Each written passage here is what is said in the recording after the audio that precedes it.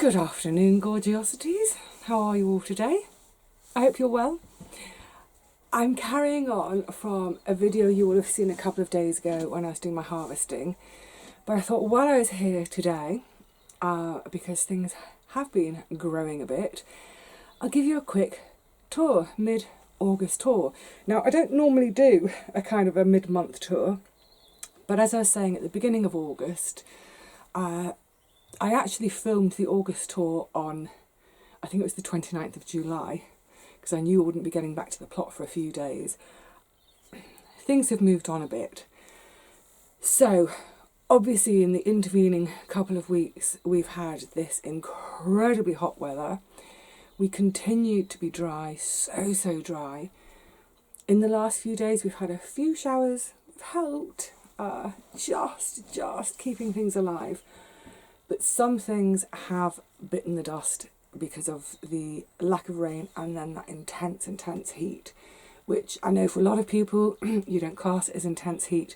Over here, for us, it is intense heat. And when you think, especially with all our own saved seed that's grown and developed in the UK, our seed is developed for a mild, wet climate. So yes, some things really have suffered from the heat. Other things have romped away very happily. So I'm going to try and do it quicker than I would my normal tour, which the last one I think ended up being about 40 minutes. I'm going to focus today mainly on showing you how the squash are doing, but I will give you a glimpse of everything. So let's not waste any time chatting, let's get up the garden and see how things are doing. So here we are at the top of the garden, as always. Now, also bear in mind, I haven't done any proper gardening for about 10 days, so as I go around today, I'll be spotting all sorts of little jobs for myself, including things like deadheading, probably lots of deadheading and tying in to do. Right then. The brassicas in this tunnel, they're doing fine. In here I've got curly kale and cauliflower. I'm just starting to see, oh, there's a weed. I'll have this net off. In a couple of days I'm going to hopefully have a whole day here. Get the net off, have a quick weed, net's back on. And if you remember, down here this one had been really massacred, but there was a couple of signs of growth, life in it, so I left it in. And it's coming back. Yay! Never give up too soon. Next to them, the Coco de Pampol bed. They're all looking a little bit like they could do with a bit of nitrogen. See the leaves? I think this is partly because obviously they've been getting tap water, not rainwater. But if I can get you underneath here, you can see loads. Absolutely loads and loads of beans. So they're very green at the moment. I'll wait for them to turn a pale cream and get that first little speckle of purple, and that will be the perfect moment for harvesting.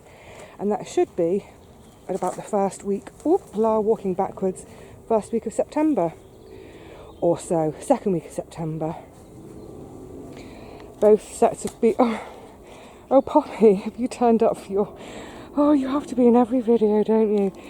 So on the left, Coco Sophie. On the right, Gigantes. The Gigantes are going great guns. Look, beautiful. Absolutely beautiful. So these obviously are the later ones. The first ones to come are down here. Look how fat that is. Gorgeous. Oh my goodness. I might have a few of these off to have them fresh.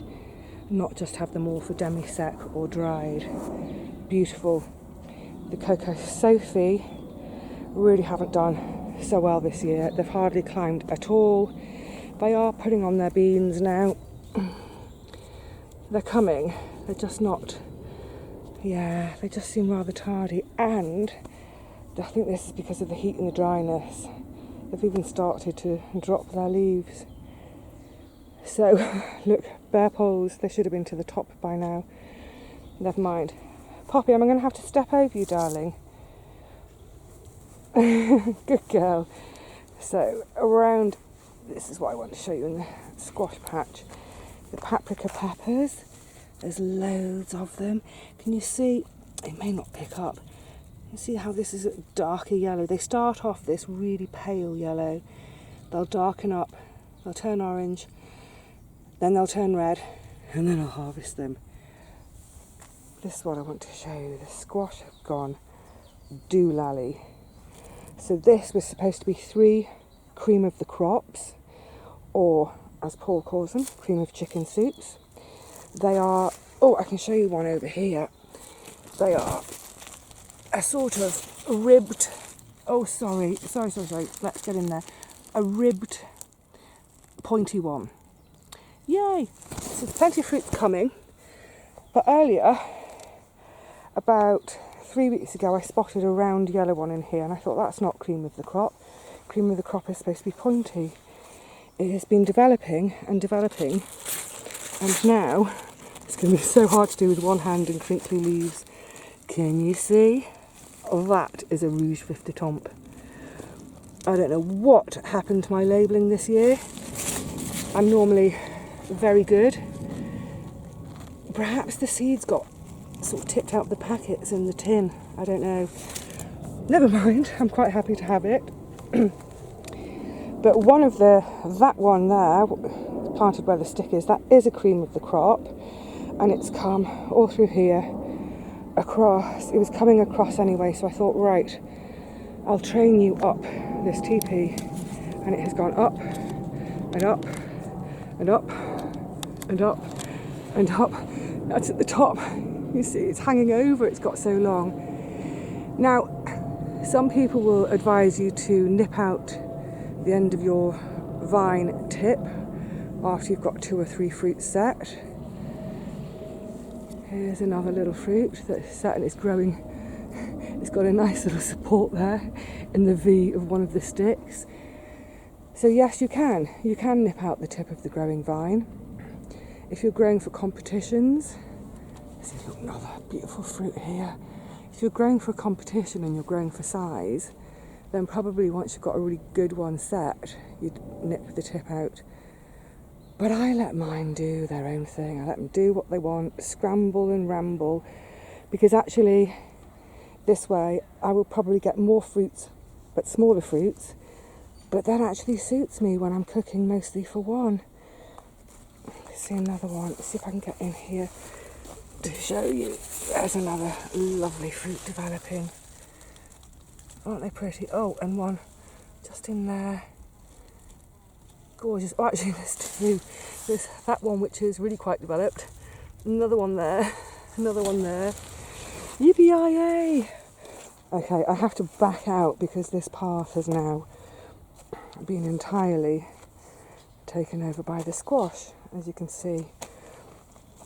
Just on my left here is the delicata. These 2 were the first to show themselves. They're getting nice and big and fat. But again, this year it's climbed really well. It's climbing, all the way up, all the way up.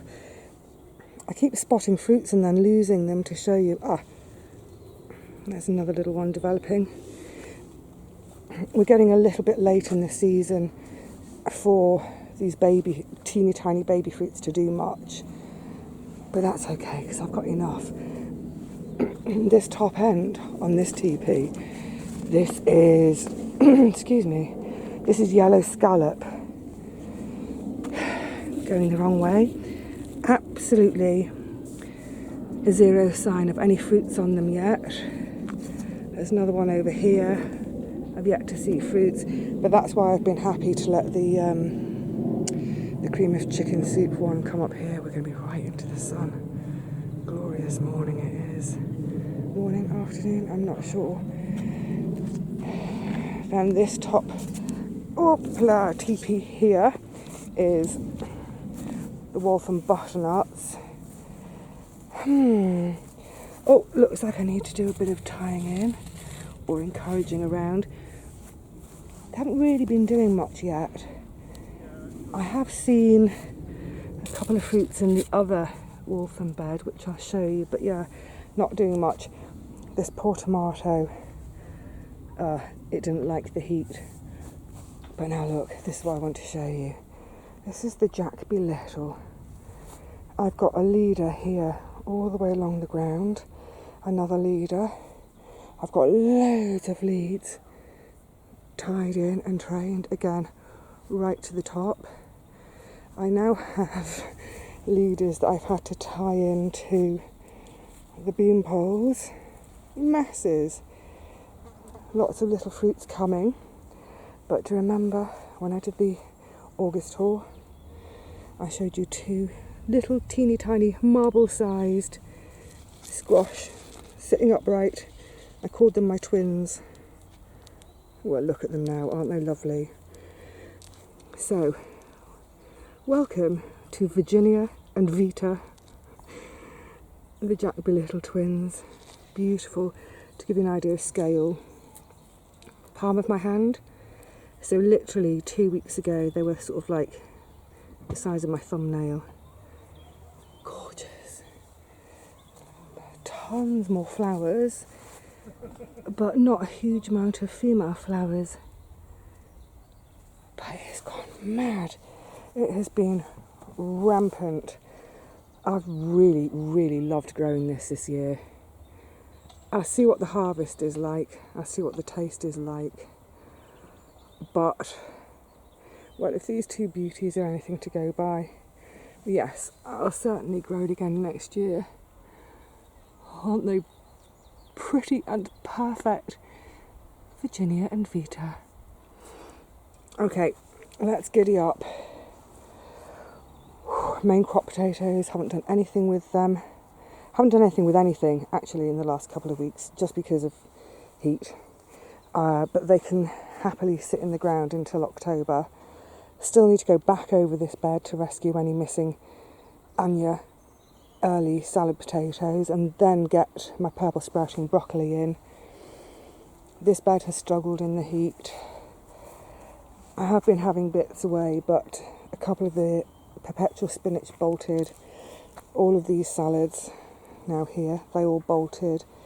This lettuce, oh my goodness, it pretty much cooled over. So I'm going to have all of this out and re-sow. Beetroot is still looking fine. I need to get a few more in here because I don't have that many. The chard has been fantastic. Oh, one of them is trying to bolt. Yeah, I do need probably a full day in the garden to just get back on top of things a bit. But I love this, love this colours. Look at that.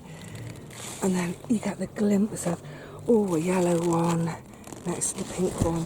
Oh, and let's see how the random mystery fennel is doing. Tiny. Never mind. But yeah, in terms of coping with the heat and drought, I think the chard has fared best of all the leafy things.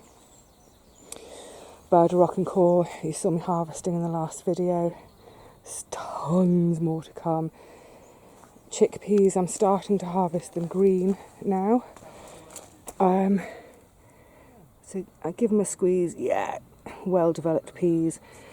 Try to get them before the mises. One of the plants over there seems to have died. I don't know why. I've got no idea why. Yeah, on my tidy up day I can have that out. Why has that one died?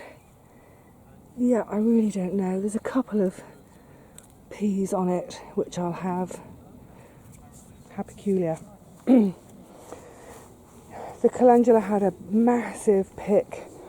It was about a week ago I did a massive pick, both for harvesting and for deadheading. And then 3 days ago, I think it was, I did another little pick. But again, having done that pick, you can see, hopefully you can see how loads more blooms have come. So I shall be harvesting all of this lot in the next day or two, and hopefully going to get another flush. Oh, and the random tomatoes, as you will have seen, I did a big pick, so you can't actually see them very well, but yeah, gotta love a volunteer. The parsnips, well, They look well enough. There's plenty of foliage and all looks well enough, but of course we never know until we get down there with a fork to see what's happening. The onions have virtually dried in the ground. These, ideally I would have had these out about a week ago, but as I keep saying, it's been too hot to garden. I'm not going to kill myself by harvesting. So both the white and the red now are ready to come out, and I will put any brassicas that I can in here. In between them, these are the Cavolloneros. They were tiny when I planted them. There's a mixture of mine on the back and Paul's on the front. Thank you, Paul. They're all looking fine. Oh, that one's had a couple of nibbles. But also, you can see now, look, I do have carrots. Oh my goodness, they're just randomly popping. Oh, those two have been completely had. Right, I need to get the covers off and I need to go exploring, because does that mean there's a caterpillar in there? Oh, I don't want the caterpillars having my food. But otherwise, you know, I'm pleased with what is in there, because I'm looking at that and I'm thinking, yes, there will be fresh food this winter. Hurrah! Yeah, red onions to come out. Look at the flint corn. Oh, it's massively grown. Oh, and can you see in there? Oh, Poppy. Poppy. This is her favourite place. I always have to check and shoo her out before I start watering. But yeah, they're doing great. And they're now... Oh, well, I've got my first tassels. Have I got any cobs though? I haven't even thought to check to see if I've got any cobs. I don't see any. Right, that's another job for the list. Go on a cob hunt. Celery has perked up, thank goodness. This really suffered in the heat and the dry as well. It's related to a bog plant. It wants to stay moist. But yeah, it has perked up a bit now. And you can see these are beautiful stalks. So I use it as a cut and come again veg. So I literally just snip, snip, snip, snip, snip. Odd ones here and there. Oh, I think I need to water this again. Can you see it's looking a little bit flopped over? Yeah, it really does need attention in the watering department. Oh, look, everything is struggling because of the dryness. This is my Coco de Pampol plugins. I mean, they're producing. I can see beans in here. It's just they don't look very happy. My second or third sowing of fennels looks like they've all been left alone. The thing now is, do they have time to come to anything? Let's hope so. Let's hope so. Okay. Woo. Beans, as I was showing you the other day, 2 lots of Helder, massively harvested. The Trail of Tears, beautiful, beautiful little beans. And as I was saying, you can either have them at this stage, or, like me, just leave them completely alone, let them dry on the plant, and have a nice stored dried beans for the winter. So I've got one, this frame, next frame, oops, sorry, another frame along, are Trail of Tears, and at the end I've got more Gigantes. And then on this frame, Borlotti. I adore Borlotti. It's, I mean, as in a plant to grow, because isn't that just gorgeous? It's so lovely when, I mean, I love having the garden full of green, but I love it when the veg is a different colour than green, so that we can see it hanging there. Oh, lovely. Not masses, but, you know, they'll do. They will be a feed. Okay. Oopla, coming around. Oopla, that plant is getting a bit naughty. I did harvest earlier on this morning. There's masses and masses to come. But that will do. I will pick in another couple of days' time, because the harvest I did this morning will keep me busy this afternoon in the kitchen. So yeah, just leave them be. Lovely. Oh, I do love tomatoes. As I was mentioning in the harvest video, the cukes have pretty much finished. You can see seed saving. All the little peppers are developing. Lovely little wee things. Good. And finally, let me show you this monster squash bed.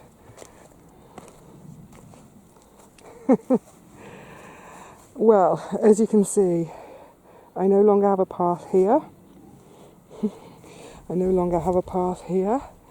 And that delights me.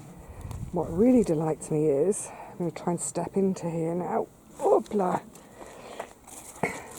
I have Waltham Butternuts coming. Yay!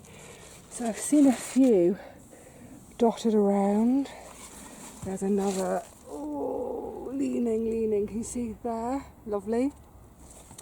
And then in here I have a little Rouge Vif de Tombe. Oh, I've just spotted under here. You see, there's another Waltham. I mean, they're all going all over the place. Hard to keep track. Oh, let's just step out, see what's around here. Oh, another little Waltham. Brilliant. Excuse me, just for a moment. I cut you a bit short, sorry about that. It's just suddenly all my neighbours were turning up and I just really wanted to say hello and catch up with them.